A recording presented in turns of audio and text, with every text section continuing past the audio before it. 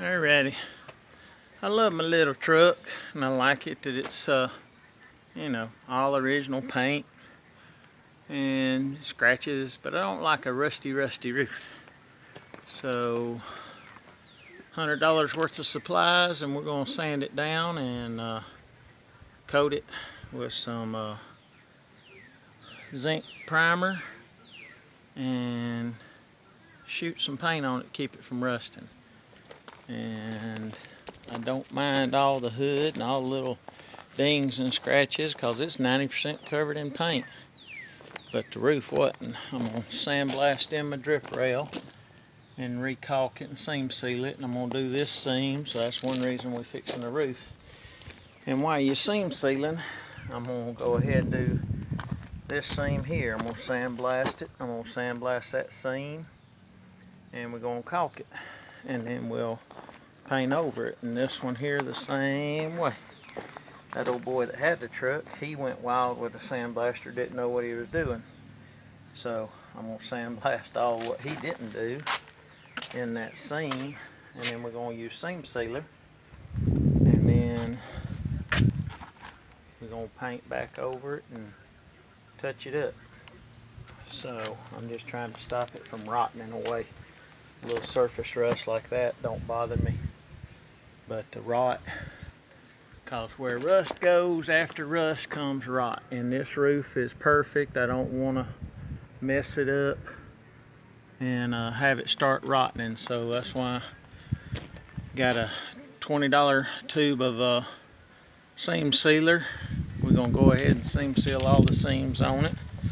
And I already sprayed the inside of my doors with Cosmoline when I had the door panels off.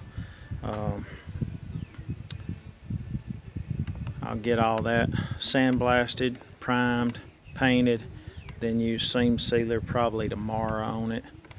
I got to drop that load of logs off either today or in the morning, and then get back on this. And then I got a couple other little jobs I need to do. But anyhow, I figured I'd do a little video of stripping the roof, and we're using 80 grit. That roll of sandpaper, $60, and then 180 after that. But 3M's expensive. Some off-brand ain't so much, about $30 a 100.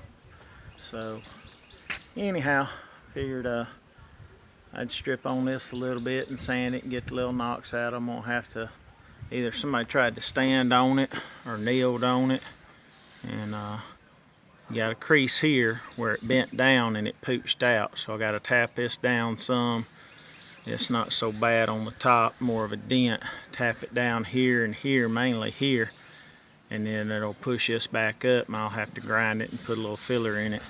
I've got 3, 4, 5, there's 2 on each side, 3 on the front and 3 in the back. And it's not from a ladder, because usually a ladder's further down in here. It's up higher. So I got a feeling somebody tried to step and walk on it. So I got to fix them before I can, you can see that one right there where I spanked it down a little bit, and here they pushed that one from inside back out.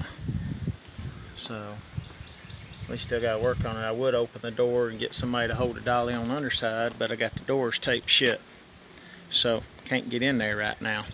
So I'm going to do it from the top, and that way I ain't got to take my headliner out and all that.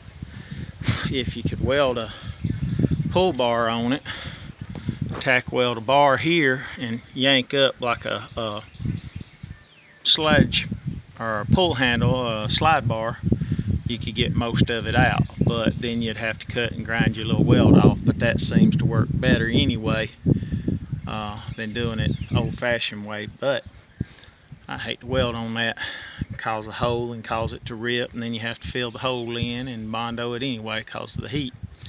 TIG welding's not as much heat and aggressive, but you still got a chance of ripping a hole in it and having to weld it up.